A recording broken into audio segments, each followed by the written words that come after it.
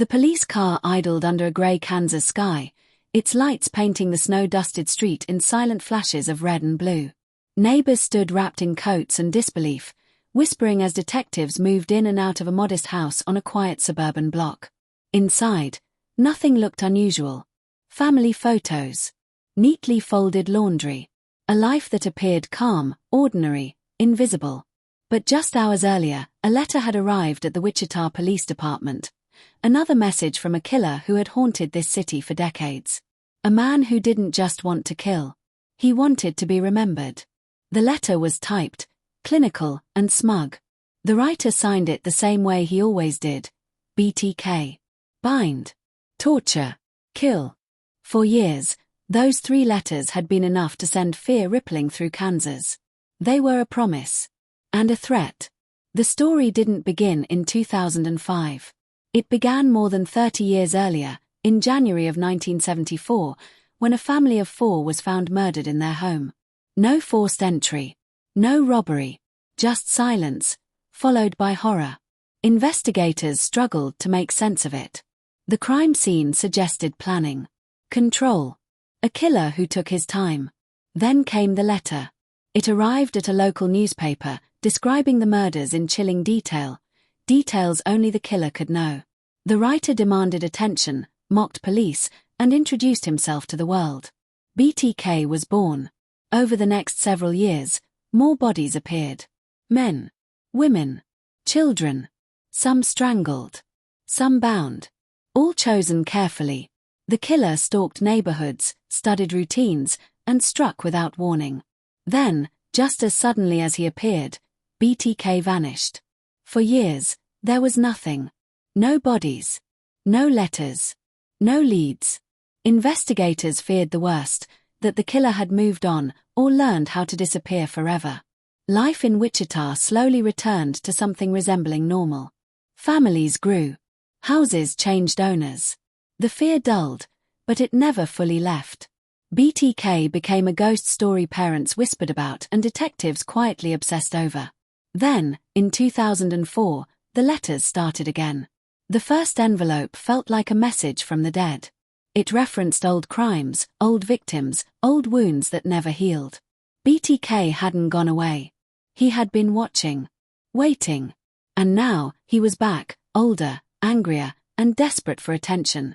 Detectives reopened cold case files, pulling out yellowed photos and handwritten notes from the 70s. Many of the original investigators were retired. Some were dead. The city had changed, but BTK hadn't. He taunted police openly. He criticized their failures. He demanded media coverage and mocked their intelligence. And worst of all, he hinted that he was still capable of killing again. Every letter tightened the pressure. Who was BTK? How had he lived undetected for 3 decades? Was he a drifter? A loner? A man hiding in plain sight? Investigators believed the answer was closer than anyone wanted to admit. Behind closed doors, a task force worked around the clock. They analyzed every word BTK wrote, searching for patterns, habits, emotional tells. They studied the paper, the ink, the phrasing. They built psychological profiles and argued late into the night. One thing became clear: BTK needed control, but he needed recognition even more. That weakness would become his undoing. In one letter, BTK asked a seemingly innocent question. He wanted to know if a floppy disk could be traced. He framed it as curiosity, even joked about it. The detectives read the line again and again. It was bait.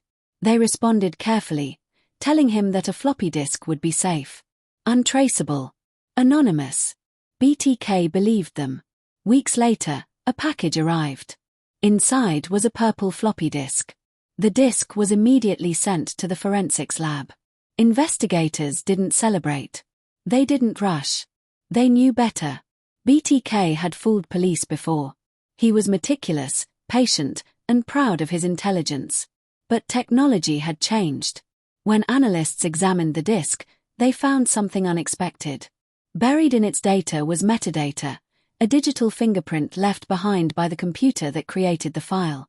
It pointed to a specific software program, a specific church, and a specific username. Dennis. The room went quiet. Investigators cross-checked the information. A local church computer. A man named Dennis Rader. A respected member of the community. A former compliance officer. A husband. A father. A Cub Scout leader. The name felt unreal. They pulled his records. His address. His photo. He looked ordinary. Too ordinary. Surveillance began immediately. Agents watched as Dennis Rader went about his life. He drove to work. He attended church. He waved at neighbors. He mowed his lawn. He laughed with his children. He looked like every man on every street in America. But the evidence kept stacking up. Handwriting analysis matched the old BTK letters. His movements aligned with historic crime scenes. Items from his home raised quiet alarms. Nothing conclusive, yet. Investigators knew one mistake could cost them everything. If they were wrong, they would destroy an innocent man's life. If they were right, they were watching one of the most elusive serial killers in American history walk freely among them. The tension was unbearable. Then came the search warrant. On February 25, 2005, police moved in. They knocked on the door of Dennis Rader's house, calm and controlled. Rader answered, confused but polite. He didn't resist. He didn't run. He simply asked one question, his voice steady. Why am I being arrested? At the station, the questioning began slowly. Methodically. Rader denied everything. He seemed almost bored. But as detectives presented evidence, letters, photos, timelines, his composure cracked. Then, without warning, he smiled. Yes, he said. I did it. The room froze. Dennis Rader began to talk. In detail. With pride.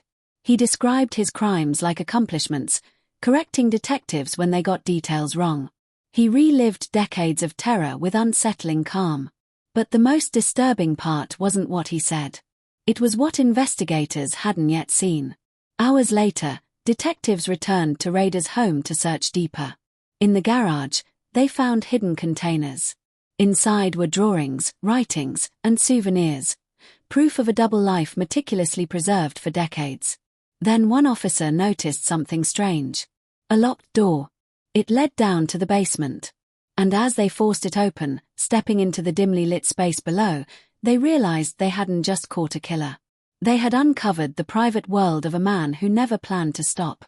And what they found next would change how this case was remembered forever. The basement smelled like dust and old paper, the kind of place meant to be forgotten. A single bulb flickered overhead as detectives stepped down one by one, their shoes crunching softly against the concrete floor. The locked door had been an afterthought to the man upstairs, a barrier, not to keep intruders out, but to keep his two lives from ever touching. What they found below erased any lingering doubt.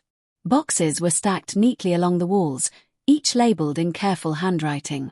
Inside them were drawings, graphic, obsessive sketches of bound figures, some bearing dates that matched known murders. There were notebooks filled with fantasies written in a detached, almost instructional tone. And there were souvenirs. Items taken from victims decades earlier, preserved like trophies. This wasn't chaos. It was an archive. Upstairs, Dennis Rader sat in an interview room, hands folded, posture relaxed. He asked for water. He asked if his wife had been told where he was. He asked if the police had recovered his writings yet. His concern wasn't fear. It was ownership. He wanted credit. As the interrogation continued, investigators realized they weren't dealing with a man trying to escape justice. They were dealing with a man trying to complete his story. Rader corrected timelines, clarified methods, and explained motivations as if delivering a lecture. He spoke of his crimes in the third person at first, distancing himself emotionally.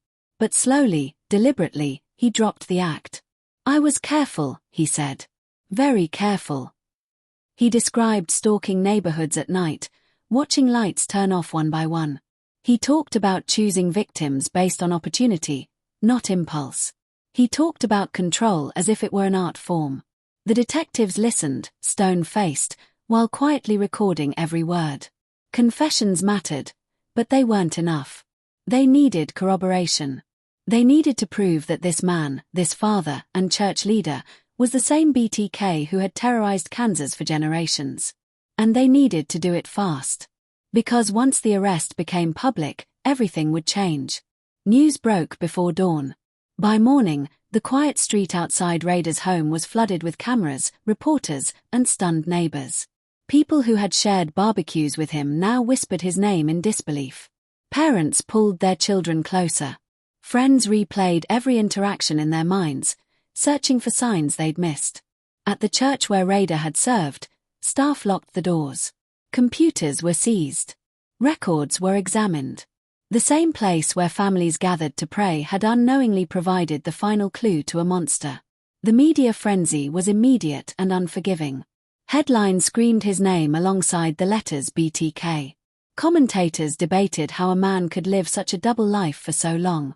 Experts dissected his psychology in real time. But behind the scenes, investigators were facing a dangerous problem. Rader's confessions didn't match everything. Some details were vague. Others were disturbingly precise. There were victims whose remains had never been found, crimes only partially understood. And there was the possibility, terrifying and real, that BTK had killed more people than anyone knew. Detectives reopened every cold case linked to his timeline.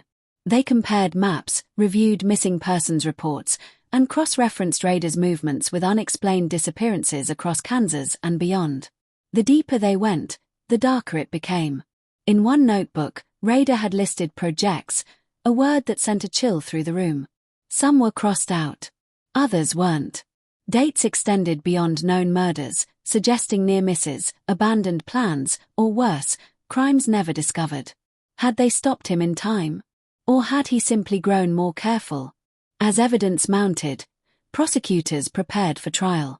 But Rader complicated everything by refusing a plea deal. He wanted to testify. He wanted the world to hear him explain himself. For the victims' families, the announcement was devastating. They had waited decades for answers, for justice, for closure. Now they were being told that the man responsible would stand in a courtroom and relive their worst moments in public, one by one. Some families refused to attend. Others insisted on being there, staring him down as he spoke. There was no right choice. Only pain. In jail, Rader remained composed. He wrote letters. He requested books. He asked questions about media coverage. He seemed energized by the attention, feeding on it the way he once fed on fear.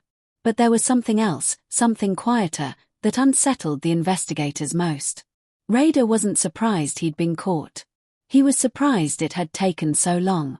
The prosecution's case grew stronger by the day. DNA evidence linked him conclusively to multiple murders. Physical evidence from his home matched items described in decades-old reports. His own words, spoken freely and proudly, filled hours of recorded confession. Still, detectives felt uneasy. Serial offenders like Rader often lied, not to escape punishment, but to maintain control. They omitted details. They reshaped narratives. They kept secrets to the end. And there was one question no one could answer. Why had he come back? After nearly 30 years of silence, why risk everything by writing again? Why reinsert himself into the spotlight when he had already gotten away with it? The answer, investigators believed, lay in his need to be seen. But what if that wasn't the whole truth? In one final search of his property, officers discovered something they hadn't expected. A set of coded notes hidden behind a false panel. The codes were crude but deliberate, referencing locations, dates, and initials that didn't match known cases. When analysts began decoding them, a chilling possibility emerged. Some entries pointed to places that had never been searched. Others matched missing persons reports that had never been connected to BTK. And one entry, just one, appeared to reference a future date. The implications were staggering. Had Rader been planning something new? Or was he manipulating investigators one last time, leaving behind a puzzle designed to outlive him? The task force worked around the clock, racing to interpret the notes before trial began. Time was running out.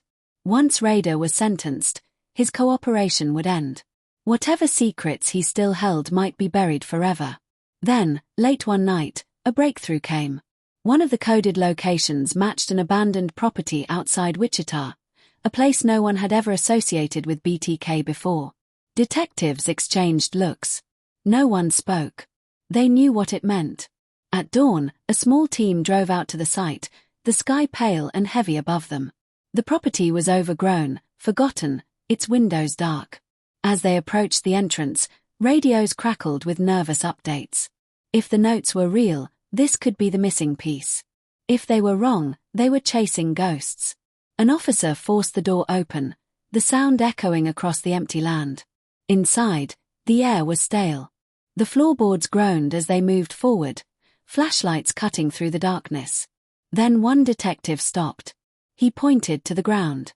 There, partially hidden beneath debris, was something no one had been prepared to see. And in that moment, they realized Dennis Rader's final secret might be far more devastating than anyone imagined.